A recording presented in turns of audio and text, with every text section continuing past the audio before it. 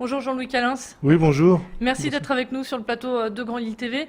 Presque une semaine après l'incendie, comment vous sentez-vous? Ah, encore sous le choc, puisque je suis encore allé revoir hier matin, dimanche, je pouvais pas m'en empêcher. C'est vraiment désolant, et puis c'est une pensée pour toutes les familles pour lesquelles on avait entreposé du matériel. Et donc, on se pose des questions, comment ça va aller, quel avenir, etc. Bon, enfin, Alors quand la c'est un nouvelle est drame. tombée, elle a été immédiatement relayée par les médias. On a assisté à un élan de générosité. J'imagine que ça a dû vous toucher. Ah, beaucoup, beaucoup, parce que c'est par centaines des mots de sympathie, des gens, y compris des gens qui donnent des chèques, qui envoient des chèques, qui nous remercient de l'action qu'on mène pour les plus démunis. Et c'est aussi ça nous permet de mesurer l'importance. Alors, c'est vrai qu'il y a beaucoup de besoins dans cette région Nord-Pas-de-Calais, dans ce département, mais c'est aussi montre de l'utilité des bénévoles, du Secours populaire dans son ensemble par rapport à la pauvreté.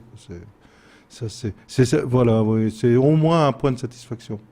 Alors depuis, le Secours populaire reçoit des dons venant des quatre coins de France, vous l'avez dit. Un hypermarché vous a également donné un chèque de 50 000 euros. Le Conseil général du Nord, un versement de 100 000 euros. Les particuliers participent également à cette chaîne de solidarité.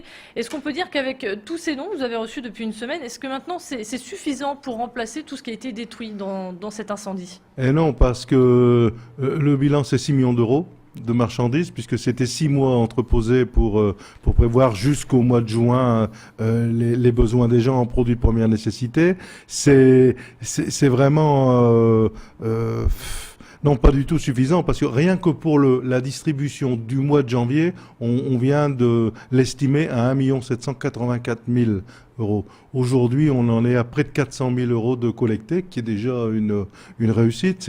C'est super, cet élan de générosité, mais ça suffit pas encore pour pallier au mois de janvier.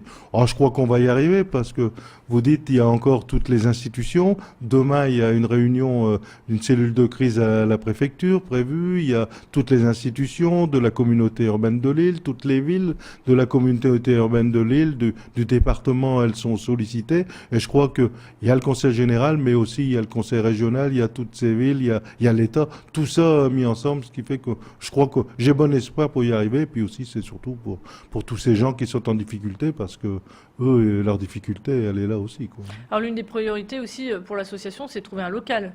Où en êtes-vous? Vous l'avez trouvé? Oui, alors beaucoup de propositions, on en a visité quelques-uns. Je crois que demain ça va se résoudre, parce que il faut qu'on trouve quelque chose en bon état, quelque chose qui puisse accueillir, et c'est un minimum entre 4 000 5 000 mètres carrés. C'est pas facile à trouver aujourd'hui des locaux libres disponibles, et surtout en état, parce que c'est pas la peine d'aller entreposer des marchandises, parce que depuis déjà jeudi, ben ça arrête pas de téléphoner en disant voilà, on a quelques palettes. Des entreprises, beaucoup d'entreprises nous disent ben on peut vous donner des produits alimentaires, etc., ou on Mais peut où vous les les stocker? livrer, et où les stocker, et dans des bonnes conditions. Je crois que demain, après-demain, ça sera Donc là, vous avez eu voilà. beaucoup de solutions finalement. On vous a fait part de... On a eu des propositions, ce qui ne veut pas dire que c'est tout acceptable. Il faut regarder. Ça part de la bonne volonté, naturellement, mais maintenant, demain, après-demain, on va choisir. Mais s'il y a encore des propositions, eh bien, Donc ça devrait se elles régler, sont à le prendre. problème devrait se régler Ouais. dans les prochaines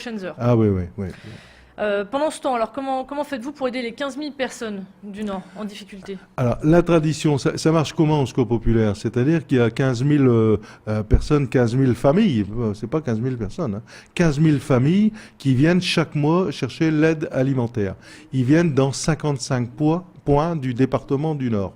Et donc, tout ça, c'était entreposé à Roubaix ou à Lille, dans les locaux de Lille, et c'est ventilé et réparti dans chaque dépôt du Secours populaire qui organise la distribution. Mais ça, c'est généralement en fin de mois. Donc, c'est pour cela que ça s'organise, et il faut que d'ici le 15 janvier, on ait pu réunir toutes les marchandises nécessaires.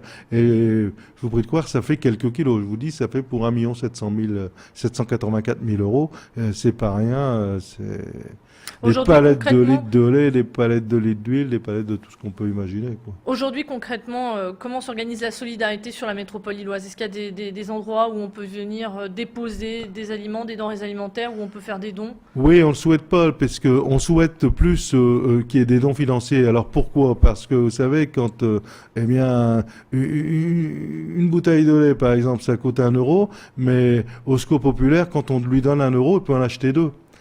Par rapport aux quantités, hein, c'est toujours comme ça. Quand on commande chez les grossistes ou chez les fabricants, on obtient beaucoup plus de produits que le produit que chaque personne peut acheter. Alors il vaut mieux que de nous donner 1 euro que de donner une bouteille de lait, par exemple. Hein, c'est beaucoup mieux de confier l'argent au Secours populaire parce qu'avec son 1 euro, eh bien, il va faire deux bouteilles de lait et non pas une. Alors comment faut-il faire? On vous envoie Alors, un chèque à quelle adresse? oui, alors au 18/20 Secours populaire français, 18/20 rue Cabanis, voilà, 59 007 l'île Sélex. Je crois que c'est comme ça qu'il faut faire. Si on veut aussi, on peut regarder l'adresse sur Internet. On peut aussi, bah oui, et puis téléphoner hein, au 03 20 34 41 41.